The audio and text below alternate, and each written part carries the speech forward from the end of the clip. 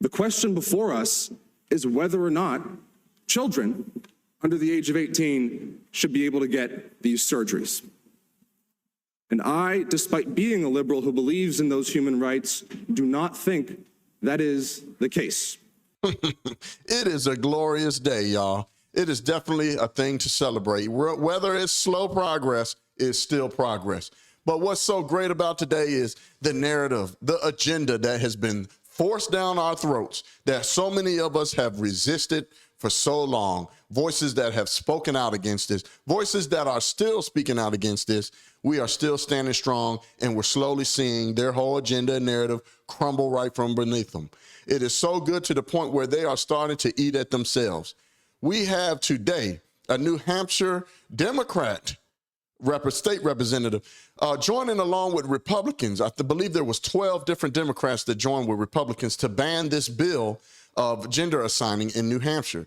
The guy in the video I'm about to play, he's going to state that he's a liberal, and most definitely he is. You'll hear the rhetoric. I don't agree with everything on how he went about it, but I do have to commend him for standing up and going against the narrative, going against his own party's agenda, on standing on what's right. This man is standing on business. He's standing on what's right. And a lot of us know logically there is only two genders. You cannot change your biology no matter what you think you are or want to be. That is a mental disorder. Unfortunately, we need to get you some help. There is only two genders. You cannot change your biology. And I think that most logical people know when it comes to children, they should not be able to make life-altering decisions that could change their life forever. As we all know, we grow out of things that we once wanted to do or be when we were kids. So I want to play this video, and then I'm going to give y'all my mean tweet commentary. Thank you, Mr. Speaker, and thank you for that reminder. I rise today despite the uncomfortability of this vote, because for me, it comes down to whether or not kids should be able to get these surgeries. And despite the fact that I am a liberal, despite the fact that I believe in non-discrimination for trans people, for gay people, for queer people, and that I will fight until my very last day, until they are recognized as human beings. Let me pause it right there. Obviously, you hear the liberal rhetoric in his beginning of his speech. I'm going to play it in a second. But even if you're a Christian, a conservative, Republican, GOP, independent, or someone that just doesn't agree with this agenda, it's not that we don't look at them as they're not human. It's not that we look at them as they should be discriminated upon or treated or differently and whatnot. No, we just recognize you have a mental disorder and you need to seek some help. Not change definitions and change everybody's world and force us to play along in this fantasy world.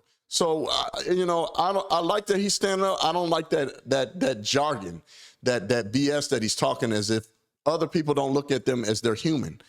I don't agree with your sexuality and your preference of choice. I think it's an abomination. I think it's wrong, but I don't look at you as you're not human. And I think most of us feel that way. The question before us is whether or not children under the age of 18 should be able to get these surgeries. And I, despite being a liberal who believes in those human rights, do not think that is the case. And when the question is put before me, and I spoke to people until 11:30 last night, lobbyists, different stakeholders, people with firsthand experience, lived experience, and I've been speaking to people for the last... Key thing he said, he spoke to lobbyists. I think lobbyists have destroyed American politics, destroyed this country. I wonder what those lobbyists were trying to sway him to do.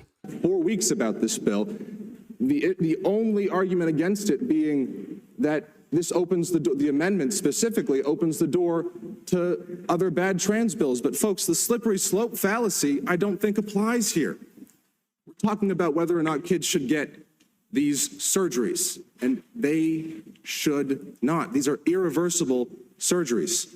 And despite the fact that there are medical exceptions, which are included in this amendment, when people have problems with their genitals that need to be addressed, that should be addressed.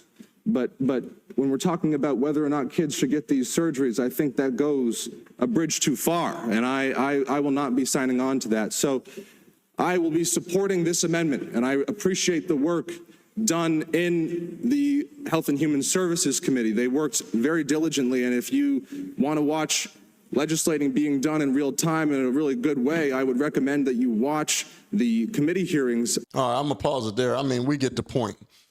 I don't need to hear him rambling on. Y'all know how this goes, man. Listen, the facts of the matter is there's only two genders. No matter how much you think that you're something else or you feel something else, which that is even questionable for a lot of you that are going down this route, you can't change your biology. And I just think it's sad that we have a group of people out here, which is a small percentage. Most of us agree that the logic of it is biology is only a male or a female. And to allow a child, because we all were once children.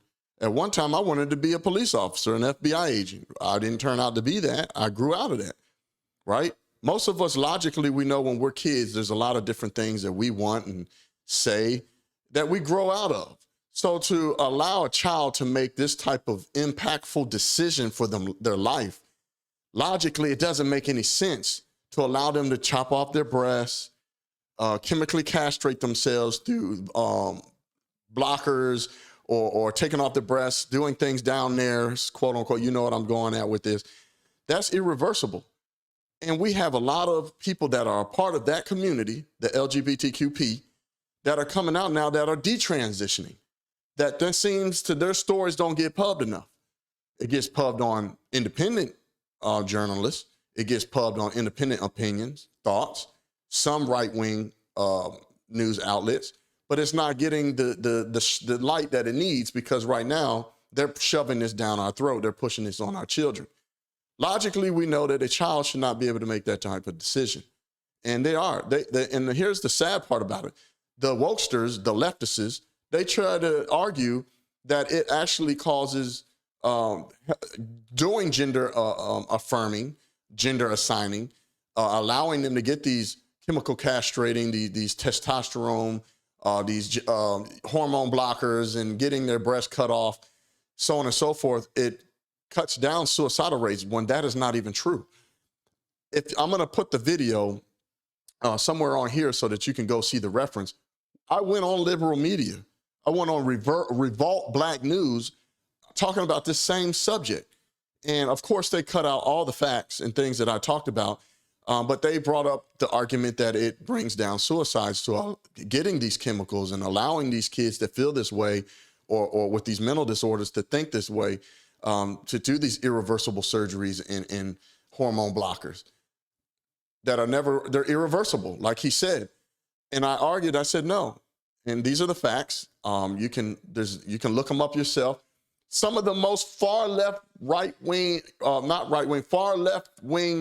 organizations that advocate for transgenderism and advocate for these gender assignments and these beta blockers and so on and so forth, they even tried to do a study to see if there's a correlation of cutting down suicidal rates, and it's not. And the studies, what it's actually showing, and what's sad is suicidal rates have gone up, and it's parallel with this agenda of pushing gender assigning and these type of surgeries. Look it up yourself. I'm going to put that interview up there so you can go and look me up on that. But it's sad. You know, look, man, you don't have to be someone like me with my thought process, man. You can just be a regular mother or a father. And there's people out there that are in this situation where maybe their child is going through some type of something going on mentally where they feel different than what they are. To each his own. But what I say is any logical person or adult or mother and father knows that this is still just a child. If someone wants to make these type of decisions, they should wait until they're an adult. There's too many laws and too many policies and restrictions for kids to not be able to go do things. They can't even go watch a movie. If it's PG-13, rated R, and they're not with a parent, they can't watch the movie. Rated G is G for a reason. That's for kids. So how are you going to let a child that can only watch a rated G movie that ain't even hit PG-13 to watch a PG-13 movie make a life-altering decision, castrating themselves of some sort, where it's irreversible? They can't go smoke cigarettes. They can't buy cigarettes. They can't vote. They can't drive. They can't drink alcohol. Why? Because their brains have not fully developed. We even have people that advocate for viral celebrity criminals. When they get in trouble, Poor baby. I see it all the time. Oh, well, his brain at 25, it takes to 25 years old with a boy for his brain to develop. How can you make that same argument, but then you're one of the people that make the same argument for a child to do this to themselves? Fact of the matter is, the child should wait till they're an adult, and when you're an adult, you can choose to do whatever you want to do. With that being said, I want to know what y'all's thoughts are on this. This is a logical one, man. There's only two genders, and biologically, you cannot change what you are. God made you just the way that you're supposed to be. Well, let me know what your thoughts are. Thank you for watching it this far. Make sure you hit the subscribe button and that notification bell so that you get more fire and brimstone commentary, AKA mean tweet commentary. It's your boy, Craig Long 45. You can't make this shit up. I'm out. Peace. Ja, oj.